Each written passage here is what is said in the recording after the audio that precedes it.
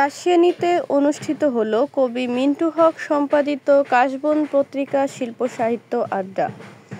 গোপালগঞ্জ কাশিয়ানী উপজেলা শিল্পকলা একাডেমিতে অনুষ্ঠিত হলো কবি মিন্টু হক সম্পাদিত কাশবন সাহিত্য পত্রিকার নিয়মিত শিল্প সাহিত্য আড্ডা।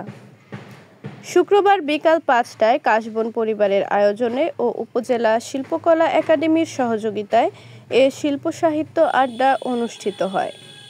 এ অনুষ্ঠানে জয়নগর ইয়ার আলী খান ডিগ্রি কলেজের অধ্যক্ষ ডক্টর প্রণব রায়ের সভাপতিত্বে প্রধান অতিথির বক্তব্য রাখেন ও স্বরচিত কবিতা আবৃত্তি করেন জাহাঙ্গীরনগর বিশ্ববিদ্যালয়ের সাবেক বাংলা অধ্যাপক, কবি ও গবেষক ডক্টর গোলাম মোস্তফা।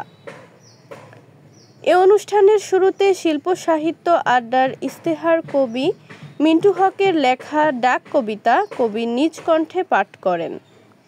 এ শিল্প সাহিত্য আড্ডায় মডেল সরকারি প্রাথমিক বিদ্যালয়ের সহকারী শিক্ষিকা কবি স্বপ্না ভট্টাচার্য ও উপজেলা প্রেসক্লাবের সভাপতি কবি শহীদুল আলম মুন্নার সঞ্চালনায় বিশেষ অতিথির বক্তব্য রাখেন ও স্বরচিত কবিতা আবৃত্তি করেন doctor Jalil Unani Ayurvedic medical college and হাসপাতালের প্রিন্সিপাল কবি ডাক্তার মোহাম্মদ বাকাওয়ালি মোল্লা, কবি মোহাম্মদ মাহবুবুর রহমান, কবি সুরিত সাদিক।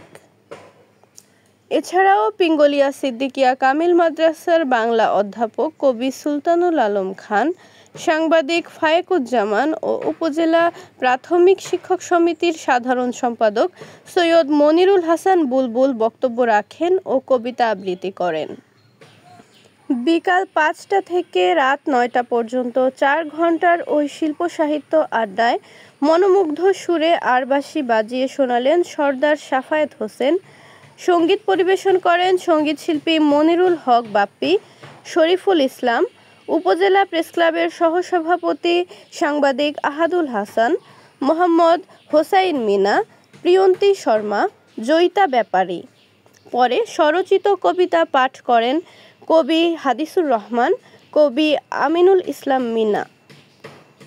এ আড্ডায় বিভিন্ন গুণী কবিদের কবিতা আবৃত্তি করেন সাংবাদিক সোহানুর রহমান সোহান, রুবাইনা রাখি রোজি। এ সময় বিভিন্ন শিক্ষা প্রতিষ্ঠানের শিক্ষক ও শিক্ষার্থীরা উপস্থিত ছিলেন।